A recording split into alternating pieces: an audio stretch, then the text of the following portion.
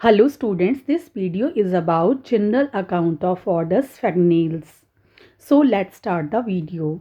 Students, Sphagnale is a order of bryophytes containing mosses which are source of peat. So also called as peat mosses. Peat moss is a dead fibrous material that forms when mosses and other living material decomposes in peat bogs. Students, boggy areas are water submerged area. Peat first became available to gardeners in the mid-19th, and since then it has revolutionized the way we grow plants.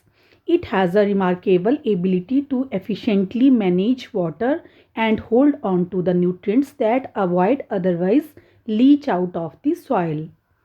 While performing these amazing tasks, it also improves the texture and consistency of the soil. Earlier, the subclass Sphagnidae include a single order Sphagnales with a single family Sphagnaceae represented by a single genus Sphagnum. But according to latest classification, the order Sphagnale is with 4 living genera, and these are Buchenia, Eosphagnum, Flatworgium and Sphagnum. So let's know these one by one. First one is Sphagnum. The genus Sphagnum is with largest number of species currently discovered are about 200 to 300 in number, and their number vary according to various authors. The other genera are currently limited to one species, and the basic chromosome number in Sphagnum is 19. You can see in photograph the image of Sphagnum. Next is Ambuchenia leucobrydes. It is the only species in the monotypic genus Ambuchenia. The plant is sphagnum-like moss endemic to Tasmania, originally described as a species of sphagnum. It is now a separate genus named after the original collector Alice M. Buchanan. The plant differs from the family Sphagnaceae in having elongate anthedia. It is entirely restricted to southwest Tasmania Wilderness World Heritage Area. A mature plant are small, pale brown or whitish green when dry. The stems are approximately 2 cm long and are irregularly and sparsely branched. Leaves on the stem have a broadly lanceolate shape, 3.6 to 4.3 mm long. Spore capsules are whitish yellow and globose at the top of setae. That is 1.2 cm long, as you can see in this image. So it is the image of Ambuchenia leucobrydes. Next are Eosphagnum as well as Flatworgium species. These are the only single species in the genus Eosphagnum and Flatworgium. Originally they were classified or described as species of sphagnum, but now placed in separate genus on the basis of their morphological and genetic differences. So students, Sphagnum is the only genus in this order with large number of species discovered at present reached up to 310, while the other 3 genera contain only single species. Next is general characteristics of order Sphagnales. Students, members of this order are mosses which are often very important constituent of the peat bog vegetation as I explained to you earlier. Hence the name peat or the bog mosses. They grow in extensive masses or boggy and peaty soils and also as a submerged aquatic in peaty pools. The order include following distinct feature. First is the simple flat plate like thallus protonema is fixed to the substratum by numerous rhizoid. Students, you can see here these are the rhizoid and they grow on the thallus protonema. Protonema is the cellular structure which arises by the germination of spore. The rhizoid are multicellular. The septa between the cells are oblique. The upright leafy branch originates from a single protonema cell. It grows by means of three-sided apical cell into the adult or mature plant, also called as the gametophore, as you can see in this image. A single leafy gametophore originates from the protonema which later on develop into mature gametophyte. And you can see in the second image that rhizoids are with the oblique septum. Students, in this order, usually a single gametophore develops from one portion. The leaf of adult bog moss has a unique structure consisting of two kinds of cell: the narrow haline green assimilatory cells and the large colorless dead capillary cells. So students, you can see in this image two types of cells are present, that is green chlorophyllous cell which are responsible for the photosynthesis, and the second type is empty haline cells which function to store water. The leaves has no midrib. Antheridia occur singly and are axillary in position. They develop on the side branches. Students, in case of sphagnales, two types of branches are there. One is pendant or drooping branches, as you can see in this image, and second is divergent or spreading branches. Antheridia grow or develop on the side branches. They are relatively stronger than the vegetative shoot, while the Archegonia are terminal in position. They occur in cluster apex of short female branch and form on at the top of the plant. So Antheridia develop on the spreading branches while the Archegonia develop on the top of plant, which later on forms sporogonium or capsule, as you can see in this image. Student, after Antheridia and Archegonia development, there is fertilization, and after fertilization zygote develop into sporogonium. The mature sporogonium is differentiated into an enlarged foot, a rod-like setae, and a large rounded capsule which is globular in form. So you can see here is capsule, and the at basal portion you can see the large foot which arises over the gametophytic structure, that is known as pseudopodium, as you can see in this image, and it is green in color. The young capsule is invested by the calyptra which perform the function of protection.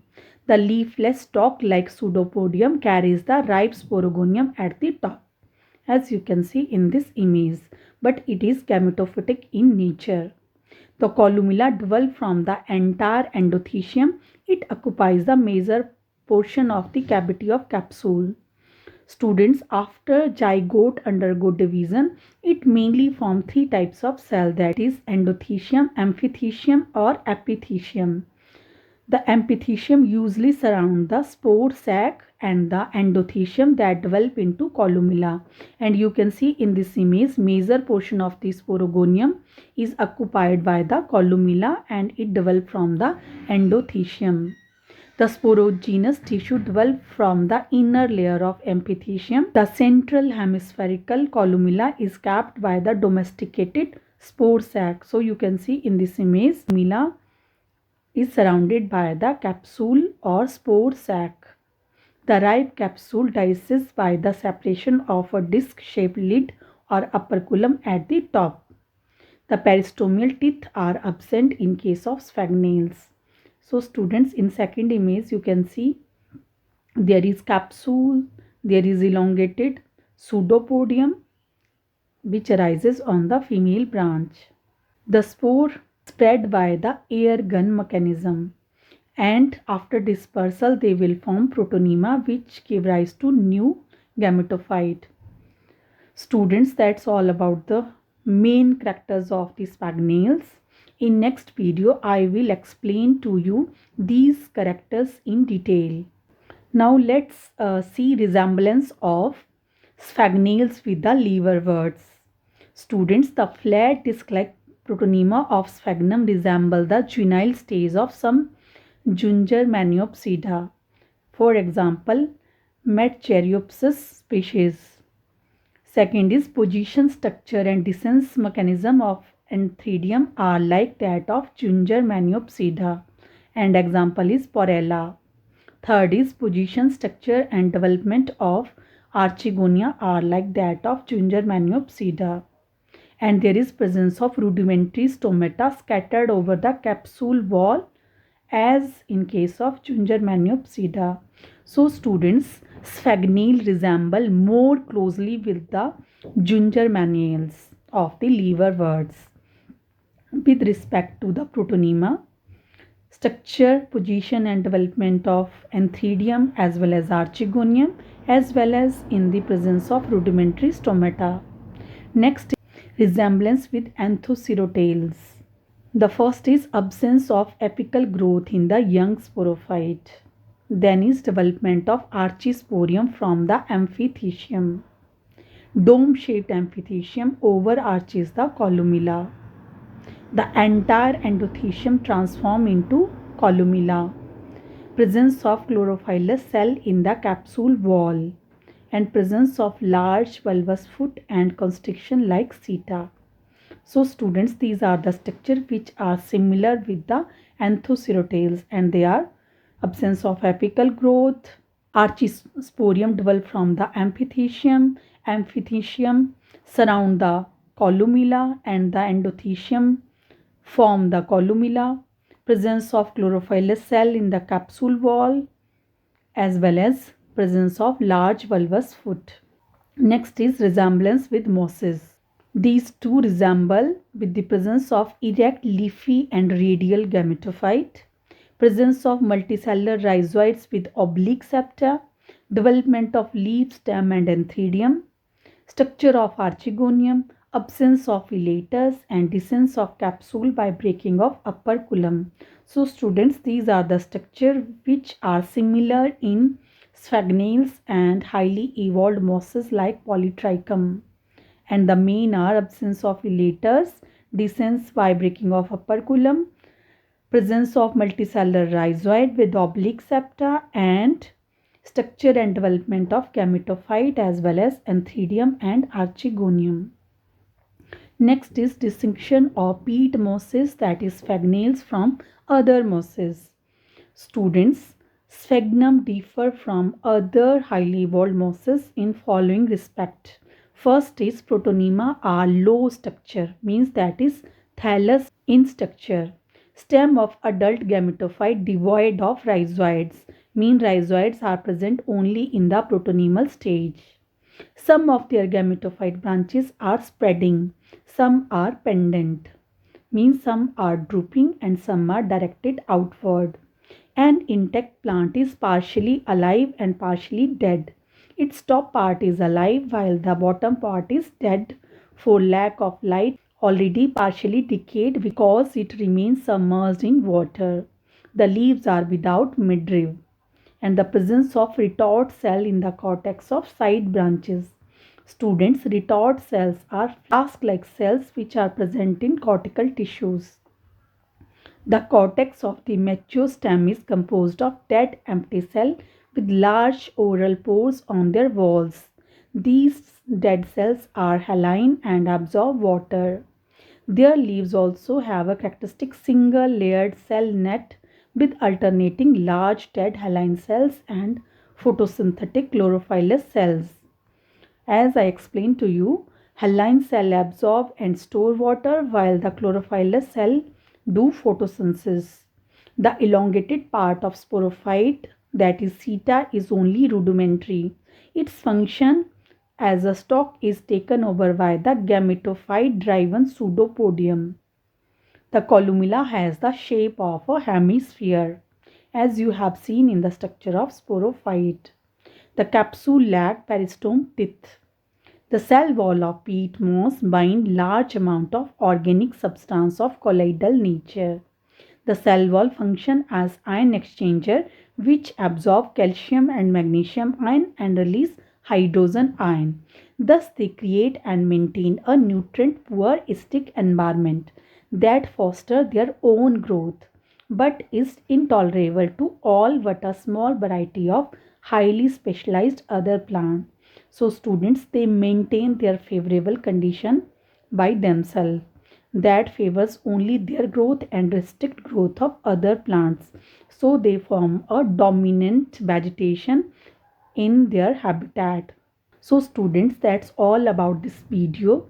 In next video, I will explain to you each point of sphagnales in very detail. I hope you understood. Thank you for listening.